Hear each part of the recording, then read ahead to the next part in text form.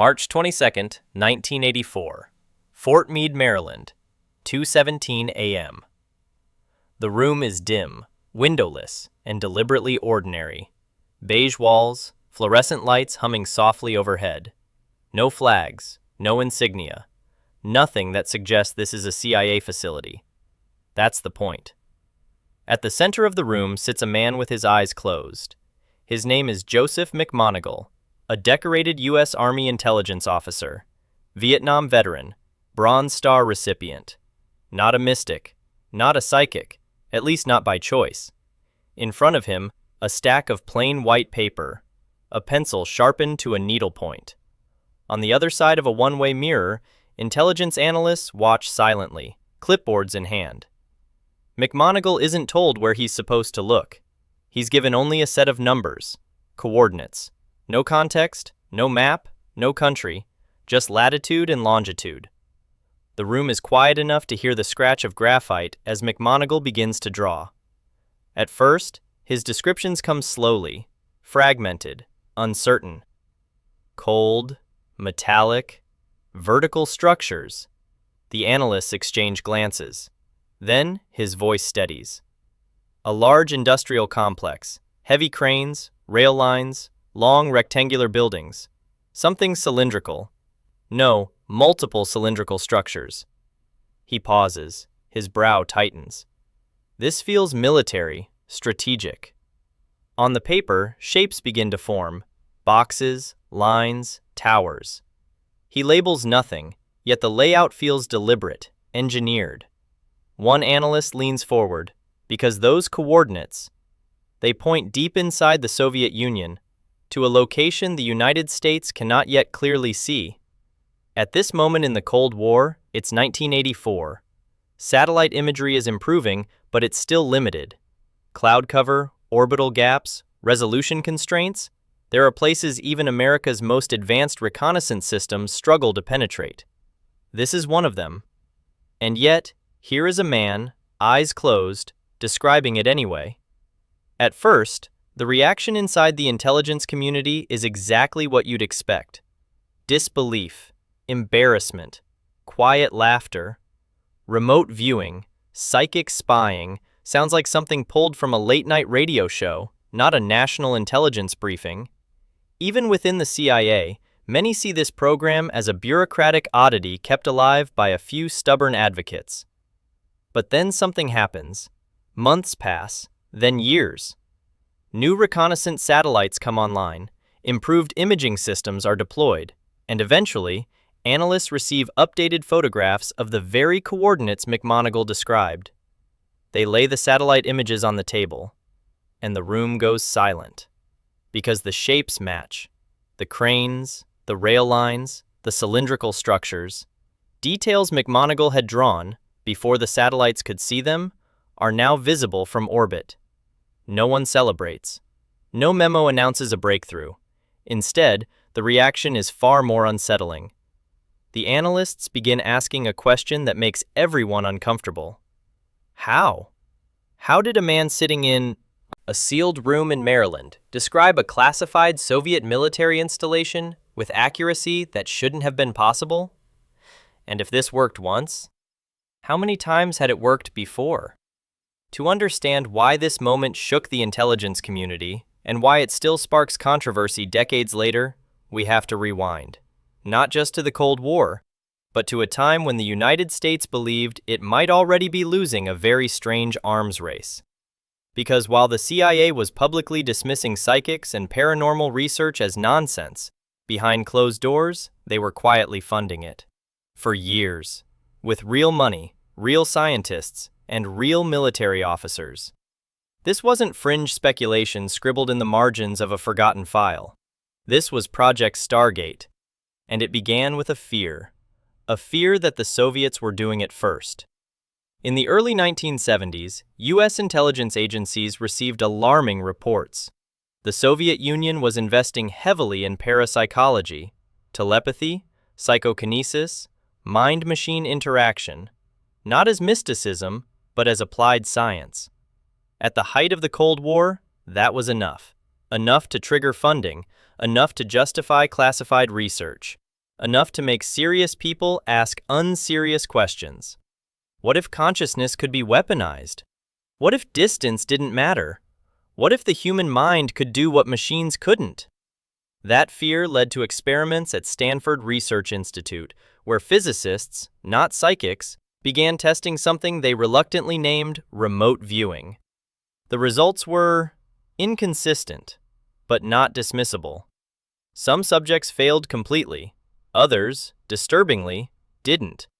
And among the most consistent performers was Joseph McMoneagle, later designated Remote Viewer number 001. By the time of that 1984 session at Fort Meade, McMoneagle had already completed hundreds of trials, some misses, some vague hits, and a few that left evaluators deeply unsettled. Still, nothing prepared them for what happened when the satellite images arrived. Because if even some of the remote viewing data was valid, then the implications were staggering. Espionage without spies, surveillance without satellites, intelligence gathering without borders. And that raises an even bigger question. If this was real, if it worked even part of the time, why was Project Stargate officially labeled a failure and shut down in 1995? And why do former participants insist the most successful results were quietly removed from the public record? That's where the story gets complicated and uncomfortable, because once we step past the hook, past the headlines, and into the documents themselves, the mystery doesn't disappear. It deepens. To understand why the CIA was even willing to entertain something as bizarre as psychic spying, you have to step into the mindset of the early Cold War, when anything that hinted at a strategic advantage became a potential existential threat. It's the late 1960s. The United States and the Soviet Union are locked in a global standoff. Nuclear arsenals are growing. Proxy wars rage across Asia, Africa, and Latin America. Every technological breakthrough, radar, satellites, stealth, reshapes the balance of power overnight. And then intelligence reports start surfacing that make analysts uneasy. According to multiple U.S. defense assessments, the Soviet Union is investing millions of rubles into parapsychology research. Not fringe mysticism, state-funded laboratories, military-backed institutes, entire conferences dedicated to psychotronics. The concern isn't that Soviet generals believe in fortune tellers. The concern is that they don't. They believe in human performance enhancement, pushing the brain beyond known limits, just as jet engines pushed aircraft past sound barriers. In 1960, the KGB reportedly established units to study telepathy for submarine communication, because underwater radio transmission is notoriously difficult. Other programs allegedly explored whether trained individuals could influence electronic systems or gather intelligence remotely. At first, the CIA dismisses much of this as disinformation. Cold War smoke and mirrors meant to scare Western analysts. But then something changes. In 1972, the CIA receives a translated Soviet research paper describing experiments in non-local perception, what Americans would later call remote viewing. The language is clinical, mathematical, disturbingly sober. No mysticism, no seances, just data. That's when the CIA makes a decision that will later haunt it. They don't want to believe this is real, but they also can't afford to be wrong. So instead of ignoring it, they outsource the problem. The agency quietly approaches Stanford Research Institute, SRI, in Menlo Park, California, a respected think tank with deep ties to the defense industry. This isn't a psychic hotline. This is a place that works on lasers, radar systems, and advanced physics. The men chosen to lead the investigation are physicists, Dr. Harold Puthoff and Dr. Russell Targ. Neither considers himself a believer. In fact, both are skeptics, which is exactly why they're hired. The initial goal is modest. Test whether any human subject can describe a distant location under controlled conditions, using nothing but mental focus. No maps, no feedback, no sensory input, just coordinates. The early experiments are messy. Some subjects describe nonsense. Some produce vague impressions. Many fail outright. But a few, uncomfortably few, perform better than chance. Much better.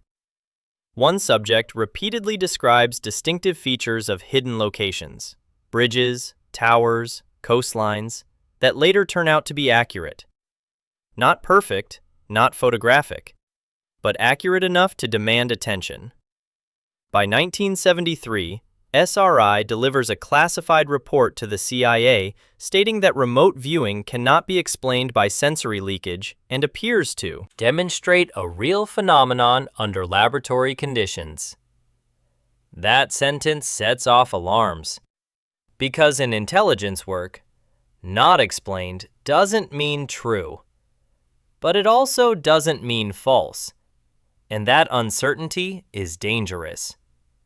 Over the next 2 decades, the program morphs and migrates, passing through the CIA, DIA, and Army intelligence under different code names: Scan8, Grill Flame, Center Lane, and finally, Project Stargate. Each rebranding serves the same purpose: distance. Distance from ridicule. Distance from congressional scrutiny. Distance from the word psychic. But the core mission remains the same. Can the human mind access information beyond space and time? And more importantly, can it do so reliably enough to matter? That's where Joseph McMoneagle enters the story. McMoneagle isn't recruited because he claims supernatural abilities. He's brought in because he scores unusually high on cognitive and perceptual tests. He's methodical, disciplined, resistant to fantasy.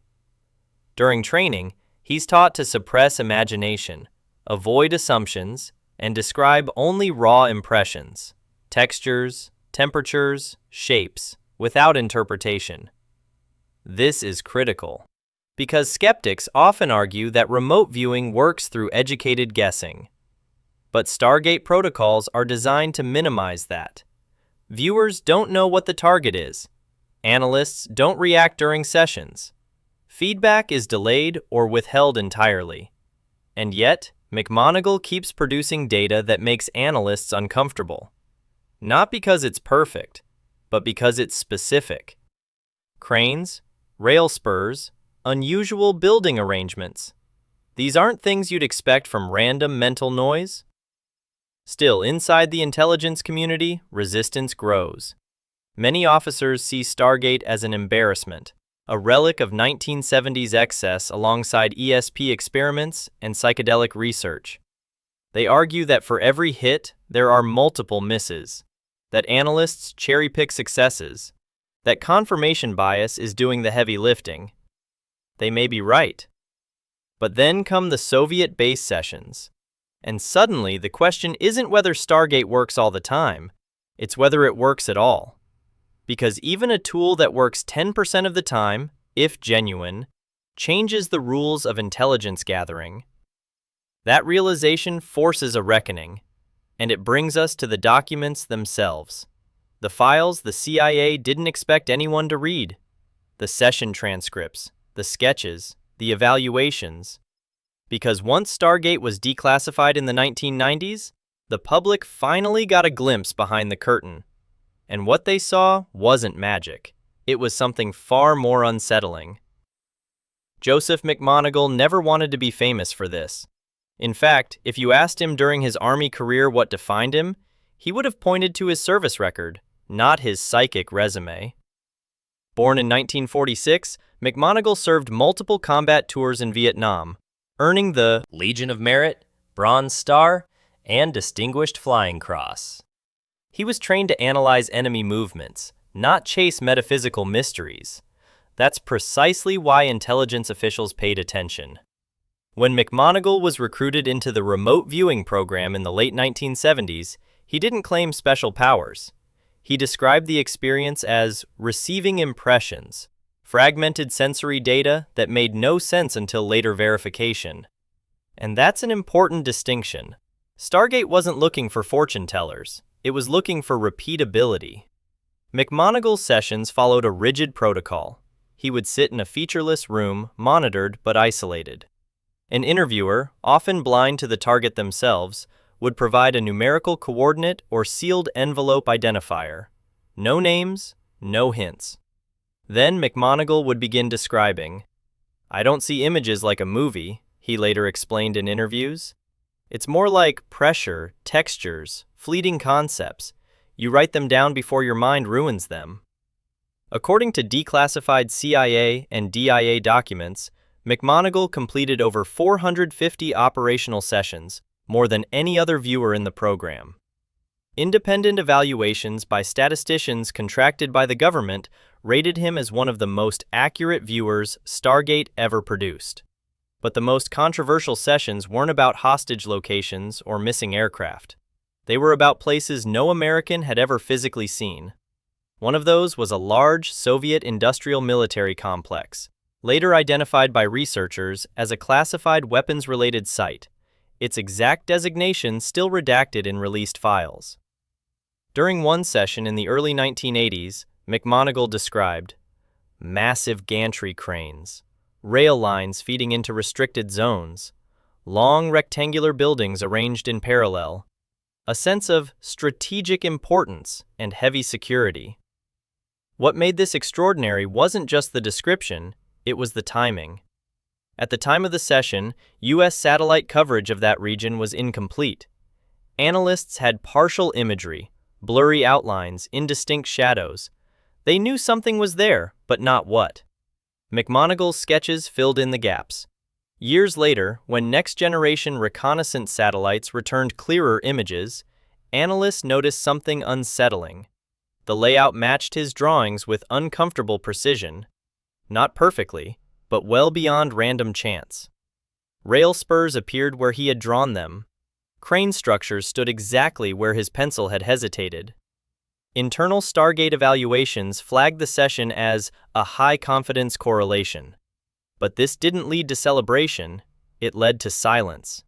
Because success created a problem. If McMoneagle's data was accurate, then the CIA had to confront a nightmare scenario. Intelligence had been gathered through means that could not be explained, defended, or publicly justified. And that's poison in a bureaucracy built on accountability.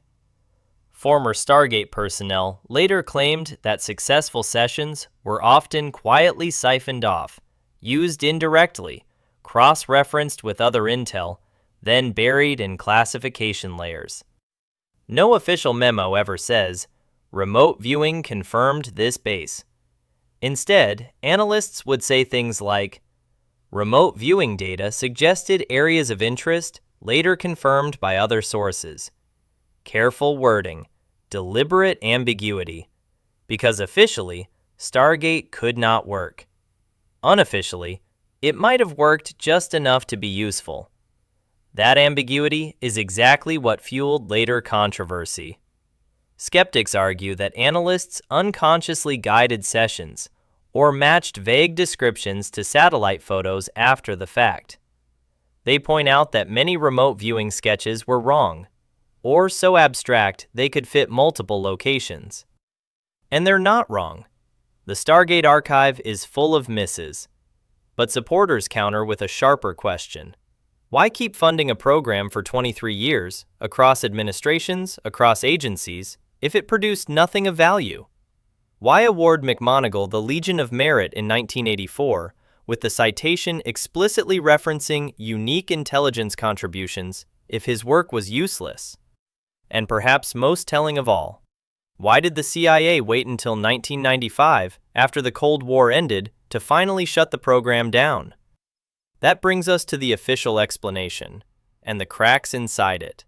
Because when Stargate was finally terminated, the justification sounded definitive.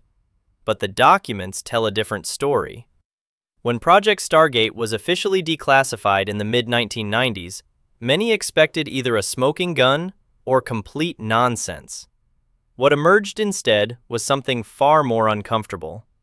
Thousands of pages of CIA and DIA documents, session transcripts, evaluation reports, and internal memos were quietly released under the Freedom of Information Act. They weren't flashy, they weren't written for the public, and that's precisely why they matter. Because bureaucrats don't write science fiction for themselves. One of the most revealing documents is a 1984 DIA operational report evaluating multiple remote viewers, including McMoneagle. It doesn't claim psychic certainty. It doesn't use mystical language. Instead, it uses phrases like actionable intelligence value, correlation with overhead imagery, information unavailable through other means at time of collection.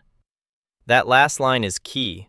According to document DIA DTS-1020-81, several sessions produced descriptions that were later confirmed by satellite or human intelligence, but were not known to analysts at the time the session occurred.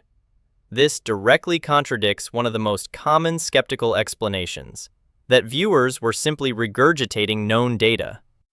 In one evaluation summary, analysts wrote that McMoneagle's work showed a consistency level significantly above chance, even after controlling for vague descriptors. But the documents also reveal something else, a deep institutional discomfort. Internal memos repeatedly stress that remote viewing should be used only as a queuing mechanism, never as a primary intelligence source. In other words, remote viewing could suggest where to look, but never be cited as why something was known. This allowed intelligence agencies to benefit from the data without ever acknowledging its origin. Former Stargate analyst Dr. Edwin May later described this as plausible deniability by design. And then there are the sketches. Many were released with minimal redaction, hand-drawn depictions of buildings, terrain features, machinery. Some are crude, some clearly wrong, but others are disturbingly specific. One sketch associated with a Soviet industrial target shows a large crane-like structure with a distinctive overhead span, parallel buildings aligned with rail access, a circular or cylindrical component described as processing-related.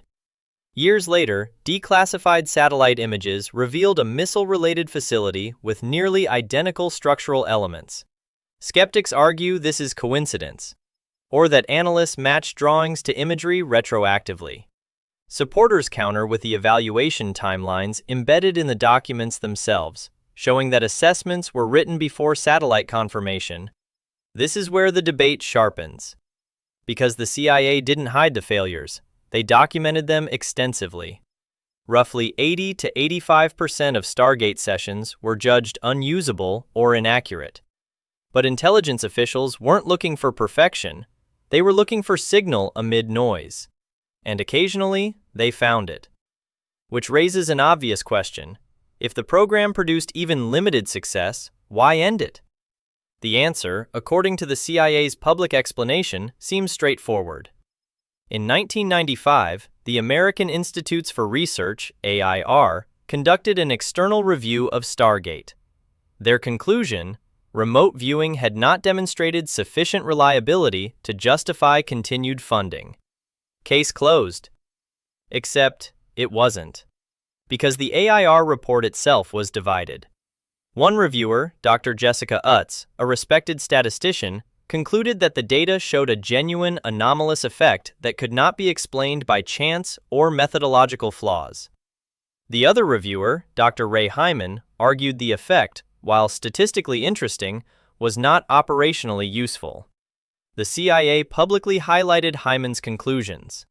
Utz's findings were buried, not classified, just ignored. This selective emphasis fuels ongoing suspicion, not that the CIA proved psychic powers exist, but that it deliberately framed the outcome to avoid deeper questions, because admitting even a small, unexplained effect creates a problem, a philosophical problem, a scientific problem, and a political one. If remote viewing works sometimes, under conditions we don't understand, then our understanding of consciousness is incomplete. And intelligence agencies don't like incomplete models.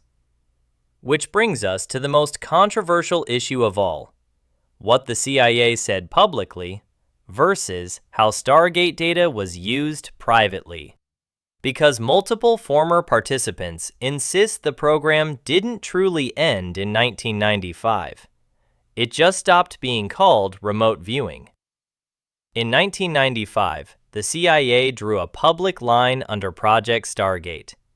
The Cold War was over, budgets were tightening, and the agency announced it had finally subjected the program to an independent, objective review. According to the official press release, the results were clear. Remote viewing was unreliable, inconsistent, and of no practical intelligence value. End of story. Except, inside the documents and interviews, that story starts to fray. The CIA's termination memo leaned heavily on one conclusion. Remote viewing could not be relied upon to produce actionable intelligence on demand. That much is true. Stargate was never a push-button spy machine. But insiders argue that was never the point. Former program manager Dale Graff later stated that Stargate's value was strategic, not tactical. It didn't replace satellites or spies, it complemented them, providing hints, anomalies, and leads that analysts could then pursue using conventional means. In intelligence terms, that's called cueing. And cueing, even when imperfect, can be incredibly valuable. Several former analysts have described scenarios where remote viewing data prompted a second look at regions previously considered low priority. Sometimes nothing was found. Other times, something was. But because the origin of the lead was non-traditional, the intelligence chain quietly scrubbed its source. This created a strange paradox. Remote viewing couldn't be cited as evidence, but it could still shape where evidence was found. That's why, according to multiple insiders, Stargate's successes were almost impossible to document cleanly. Any success disappeared into classified corroboration layers, and that made the program easy to kill, publicly. Privately, however, the language shifts. In a 1997 interview, McMoneagle said he was told directly that some of his most accurate sessions were removed from the general Stargate archive and classified separately. He couldn't prove it, but the pattern fits intelligence behavior. Programs that truly fail are canceled quickly. Programs that embarrass leadership are canceled loudly. Programs that produce uncomfortable results are restructured. And there's another detail that raises eyebrows. When Stargate was shut down, no equivalent research into anomalous cognition was ever publicly funded again. But intelligence agencies didn't stop studying human performance.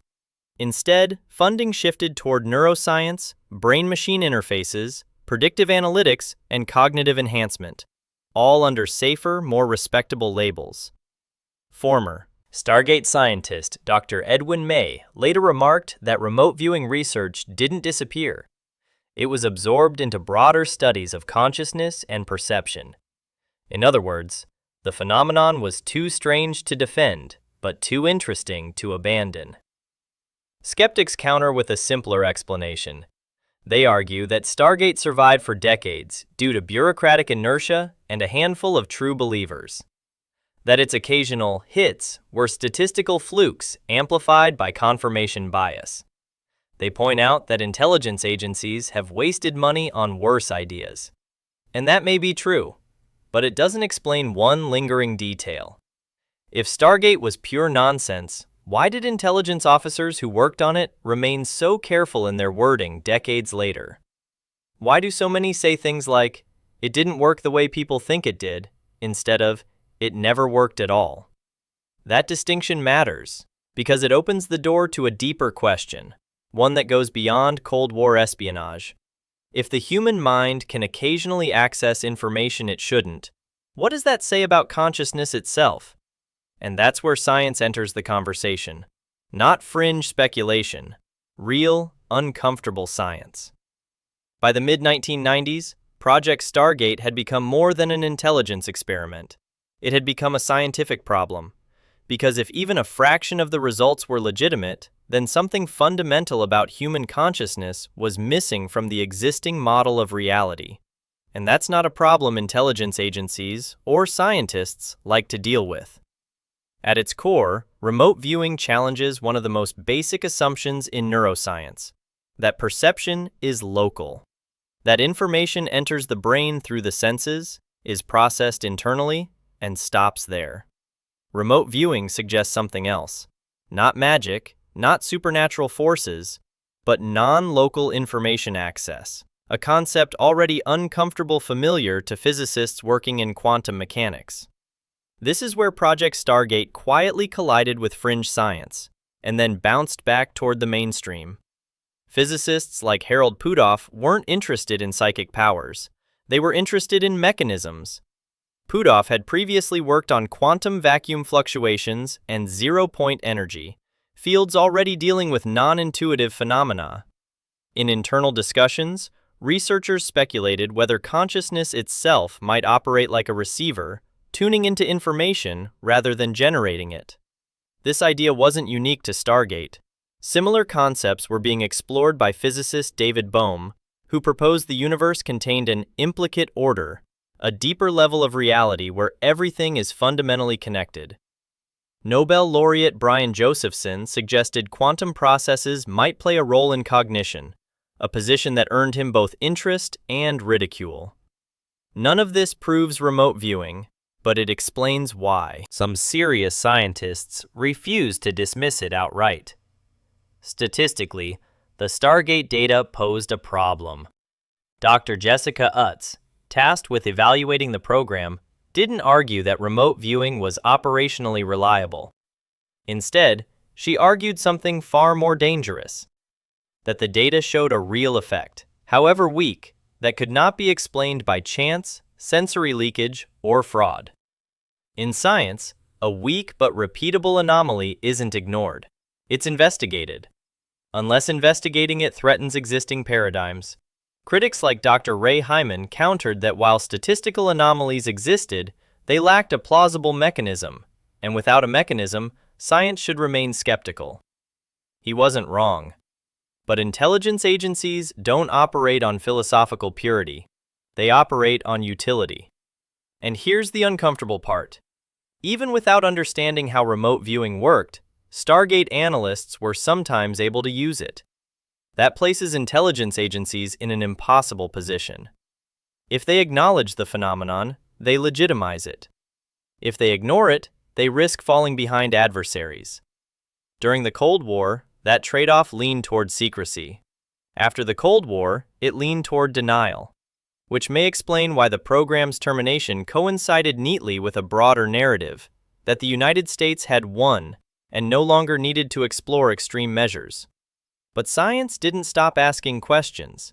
In fact, many Stargate-adjacent ideas quietly migrated into other fields. Research into presentiment, where subjects show physiological responses before random events. Studies of anomalous cognition funded indirectly through defense-related grants. Investigations into human-machine intuition, where operators sense system failures before alarms trigger. None of these are called psychic research, but the questions are strikingly similar. Is information always constrained by time and space? Or does the brain sometimes act as a filter rather than a generator? Mainstream neuroscience says no. The Stargate data whispers maybe. And that tension, the gap between what we can explain and what we observe, is where the mystery lives. Because if Stargate was merely wrong, it would be forgotten. Instead, it's still debated, still referenced, still quietly cited in academic papers using carefully neutral language. And that brings us to the critics, the people who insist this entire story is nothing more than pattern matching and wishful thinking. They deserve to be heard, because without them, this story collapses into fantasy. Every mystery like this needs its skeptics, not as villains, but as stress tests. Because if Project Stargate can't survive serious criticism, then it doesn't deserve to survive at all. The strongest skeptical argument is also the simplest. Humans are pattern-finding machines. Give us enough vague data and enough time, and we'll connect dots that were never meant to be connected. Skeptics argue that most remote viewing descriptions were ambiguous. Large structures, industrial activity, metallic shapes. Features common to thousands of facilities worldwide. Once satellite images became available, analysts could subconsciously match sketches to photos, retrofitting meaning where none existed. This is called retrofitting bias, and intelligence analysts are not immune to it. Another criticism centers on file drawer effects. Successful sessions are remembered, discussed, and circulated. Failed sessions, of which there were many, fade into obscurity. When later reviews focus on standout hits, they risk presenting a distorted picture of accuracy. Critics also point out that some Stargate sessions were contaminated by protocol drift. Over time, interviewers learned how to ask better questions. Viewers learned what kinds of descriptions were praised. Even subtle verbal cues could influence results. From this perspective, Stargate wasn't evidence of psychic ability. It was evidence of human suggestibility interacting with motivated reasoning. There's also the issue of operational usefulness. Even if remote viewing produced statistically significant effects, skeptics argue that intelligence requires precision, reliability, and speed. A method that works inconsistently and can't explain why it works has limited value in real-world decision-making. And that's the argument the CIA ultimately adopted. But skeptics face a problem too, because some Stargate sessions appear to meet criteria that should rule out these explanations. Blind targets, double-blind protocols, independent judging. In several experiments, analysts didn't know the target until after the session was complete, and still rated the descriptions as statistically significant matches. That doesn't prove psychic perception, but it does complicate dismissal, which is why many critics shift to a softer position. Not that Stargate proved something impossible, but that it proved something unusable. Yet even that leaves one detail unresolved. If Stargate was merely a curiosity with no intelligence value, why was it repeatedly renewed, transferred between agencies, and shielded from ridicule for over 2 decades? Why were respected physicists, statisticians, and military officers willing to stake their reputations on it? Skeptics say the answer is institutional inertia. Supporters say the answer is quieter, that some things worked just well enough that no one wanted to talk about them. And that brings us back to the Soviet base, because this isn't a story built on abstract statistics. It's built on a concrete claim that a man described a classified facility before satellites confirmed it. Either that happened or it didn't. And that question pushes us toward the deepest part of the rabbit hole. Because if Stargate worked once, then it might not have been alone. If Project Stargate were the only anomaly, it might be easier to dismiss. But once you start looking, it doesn't stand alone. Throughout the Cold War, and even after, similar experiments appeared in different countries, under different names, often reaching eerily similar conclusions. In the Soviet Union, parapsychology research didn't vanish with the fall of communism. Declassified KGB-era documents describe experiments in biological information transfer, including attempts to influence electronic systems and detect distant locations mentally.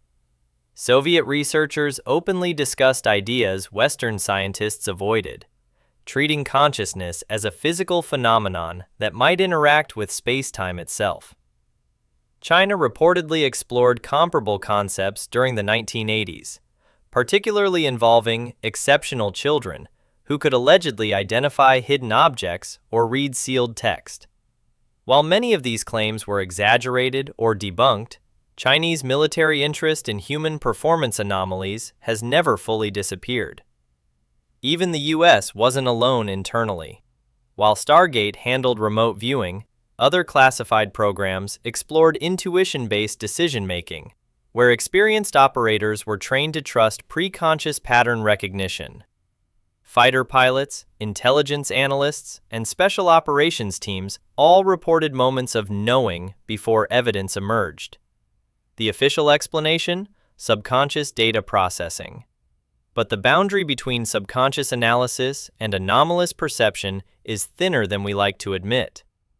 Former Stargate researchers noticed something else. Successful sessions, across different viewers, often shared common traits: strong emotional neutrality, reduced analytical thinking, brief flashes of information rather than narratives. This mirrors findings in modern neuroscience, where insight often occurs when the brain's default mode network quiets down, which raises an unsettling possibility. What if remote viewing wasn't accessing external information, but accessing information the brain already had, in ways we don't yet understand? Critics say this collapses back into coincidence. Supporters argue it doesn't explain cases where no prior data existed. And then there's the timing problem. In several Stargate sessions, viewers described features later confirmed by intelligence sources that did not exist yet. Structures still under construction, systems not yet operational. This is where the story edges dangerously close to ideas like retrocausality, the notion that information might flow backward in time. Most physicists reject this outright, but some interpretations of quantum mechanics allow for time-symmetric information exchange at fundamental levels. Again, this proves nothing, but it explains why some scientists refuse to laugh. Because the more Stargate was analyzed, the less it resembled a hoax, and the more it resembled an unresolved anomaly, which leads to the most uncomfortable pattern of all. Every time Stargate produced something genuinely interesting, oversight tightened, access narrowed, language softened. Not suppression, containment. By the early 1990s, the program existed in a kind of bureaucratic limbo, too strange to promote, too intriguing to kill, until the geopolitical pressure vanished. When the Soviet Union collapsed, so did the urgency. Without an existential enemy, Stargate lost its justification, and that's when it was finally allowed to die, publicly. But the questions it raised didn't die with it. They simply migrated to universities, private labs, and classified research with safer labels. Which brings us to the present, because the real mystery of Stargate isn't whether psychic spying worked, it's why, decades later, we're still uncomfortable asking what consciousness actually is. By the time Project Stargate was shut down, the United States had officially decided something very specific. Not that remote viewing was impossible, but that it was too unreliable, too poorly understood, and too politically dangerous to continue under its existing form. That distinction matters, because intelligence agencies don't abandon tools simply because they're strange. They abandon them when the cost of explaining or defending them outweighs their usefulness. And Stargate crossed that line. Imagine the briefing scenario. A CIA analyst walks into a room of policymakers and says, "We know this Soviet facility exists because a trained psychic perceived it." There is no version of that sentence that survives congressional oversight. No version that holds up in court. No version that can be responsibly written into history. So instead, Stargate lived in the margins, feeding hints into systems that demanded conventional proof, then disappearing behind them.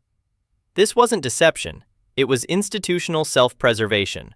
But that doesn't make the underlying question go away. If even one Stargate session genuinely described something unknown at the time, later confirmed by independent intelligence, then our understanding of information itself is incomplete. And that has consequences far beyond espionage, because intelligence gathering is just one application of perception. If consciousness can access information non-locally, even weakly, intermittently, then the implications extend to human intuition, collective cognition, the nature of memory, the structure of reality itself. Which is why Stargate continues to attract attention long after its cancellation. Not from believers looking for proof of psychic powers, but from scientists, philosophers, and skeptics asking a quieter question. What if our current models are missing something? Modern neuroscience has made astonishing progress, mapping neural circuits and decoding patterns of activity. But it still can't explain consciousness itself. Why subjective experience exists at all. Stargate didn't solve that mystery. but it poked it hard enough to make people uncomfortable. And that may be the real reason the program was allowed to fade into obscurity. Not because it failed spectacularly, but because it succeeded just enough to ask questions no one was ready to answer. Which brings us back to Joseph McMoneagle. Decades later, he maintains that remote viewing isn't magic, and never was. He describes it as a human capability that appears under narrow conditions, unreliable and easily distorted. In other words, not a weapon, not a miracle, just a glimpse. And glimpses are dangerous, because once you've seen one, you can't unsee it. Here's what we know for certain. Project Stargate was real. It ran for over 20 years. It involved respected scientists, military officers, and intelligence professionals. And it produced data that some experts could not fully explain. We also know this. Most Stargate sessions failed. Remote viewing was never reliable enough to replace conventional intelligence. And no publicly available evidence proves psychic perception as a controllable skill. What remains unresolved lies in the space between those facts. Why were some descriptions later confirmed? Why did independent statisticians disagree so sharply? Why did intelligence agencies quietly distance themselves rather than openly debunk the phenomenon? The CIA's final position is cautious, almost evasive. Remote viewing showed no operational value, but it never said the effect wasn't real. And that silence speaks volumes, because history shows us something important. Ideas that are truly false tend to disappear. Ideas that are incomplete tend to linger. Project Stargate lingers, not as proof of psychic spies, but as a reminder that reality doesn't always fit neatly into our categories, and that sometimes the most unsettling discoveries aren't about what we can do, but about how little we understand.